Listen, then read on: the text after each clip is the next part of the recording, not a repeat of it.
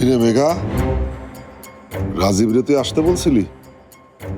আমি আসতে বলি নাই চাচা, ও আসতে চাইছে তাই আর না করিনি। বিয়ের আগের দিন তো রাজীবের আসার কথা না। এই কি চালাকি করতেছিস তুই? আমি কি চালাকি করব, কেন করব? আর উনি আসছে, এটাতে তো ভালোই হয়েছে।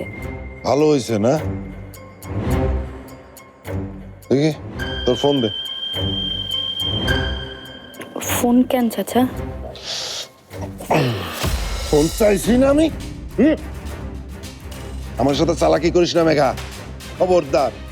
আর ভুলে যাস না, তোর মায়ের ভালো থাকার, বেঁচে থেকে দোজকে থাকা সবকিছু কিন্তু আমার উপর নির্ভর করতেছে।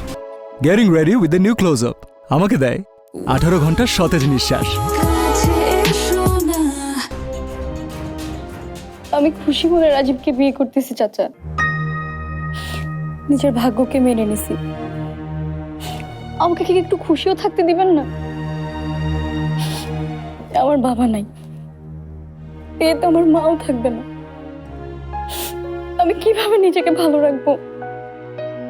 আচ্ছা ঠিক আছে ঠিক আছে, যা কান্দিস না, নিজের রুমে যা। যা। চাচা, মাকে একটু খাবার দিই।